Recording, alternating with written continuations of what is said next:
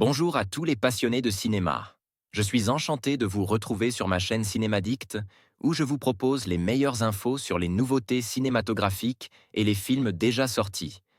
N'hésitez pas à vous abonner pour ne rien manquer des contenus captivants à venir. Bonjour à Allons-y. tous, et bienvenue sur ma chaîne. Aujourd'hui, je vais vous parler d'un sujet qui a suscité de nombreux débats, la critique de 50 nuances de Grey.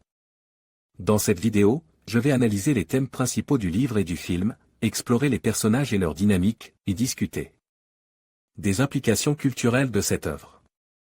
Que vous soyez fan ou que vous ayez des réservés, je vous invite à me rejoindre pour une réflexion approfondie sur ce phénomène littéraire et cinématographique. Alors, installez-vous confortablement et c'est parti. Je dois très certainement avoir des tendances suicidaires pour m'attaquer à 50 nuances de Grey, être un peu maso, pour rester dans le thème. Mais j'aime ça, vivre dangereusement, et c'est ainsi que je commence cette critique en vous avouant avoir apprécié en partie ce que j'ai vu. Certes, les dialogues sont d'une nullité à faire peur, certes, le film ne cesse de prendre les spectateurs pour des idiots à promettre quelque chose d'ose pour finalement 2-3 coups de cravache sous fond de Beyoncé.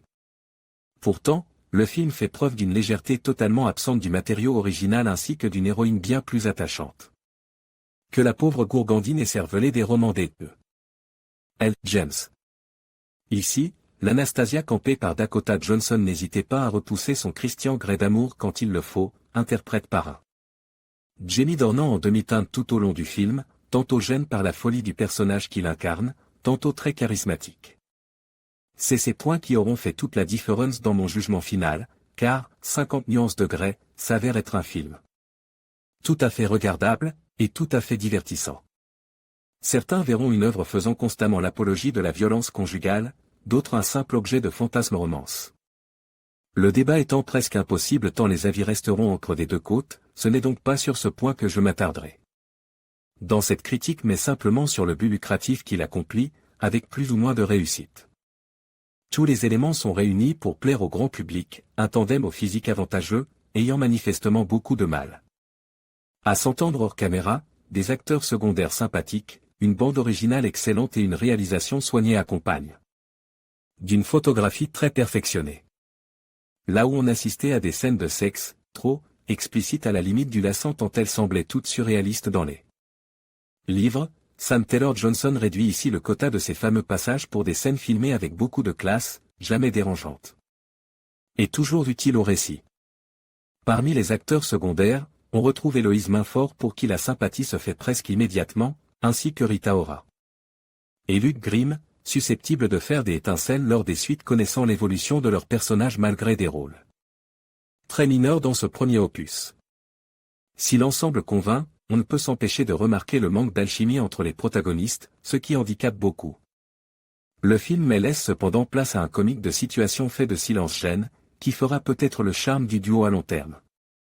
Autre gros problème, l'écriture des dialogues qui est d'un ridicule à faire peur, appuyée dans mon cas par une VF pathétique, desservant largement le jeu des acteurs. Cependant, l'érotisme omniprésent durant tout le long métrage enlevait une bonne partie de la niaiserie qu'on pouvait craindre face à ce pur produit calibre pour ces dames, et certains messieurs, en plus d'une légèreté, qui, je le répétais, fait véritablement la force de la vision de Sam Taylor Johnson sur la romance imaginée par eux. L. James. En bref, si le film ne peut s'empêcher de se planter magistralement sur bon nombre de points, il évitait, sous certains aspects, de se vautrer là où les haters l'attendaient de pied ferme. De là à dire que je suis fan, il y a plusieurs pas que je ne franchirai pas, mais le nanar attendu n'est pas là, et c'en est presque triste. Note, 2,5/5. Quentin, 50 nuances de Grey, de Sam Taylor Johnson, sorti le 11 février 2015 dans les salles françaises, avec Dakota Johnson, Jamie Dornan, Rita Ora, Luke Grimm, Marcia Gay Harden, Jennifer L. Synopsis, l'histoire d'une romance passionnelle et sexuelle entre un jeune homme riche amateur de femmes et une étudiante vierge de 22 ans. En conclusion, la critique de 50 nuances de Grey par Quentin met en lumière les multiples facettes de cette œuvre controversée. Bien que le livre suscite un engouement mondial, il soulevait également des questions importantes sur la représentation des relations et des dynamiques de pouvoir. Quentin nous invite à réfléchir sur la manière dont la fiction peut influencer notre perception de l'amour et du consentement. En fin de compte, cette analyse nous rappelle que chaque œuvre mérite d'être examinée de manière critique, afin de mieux comprendre ses implications et son impact sur la société.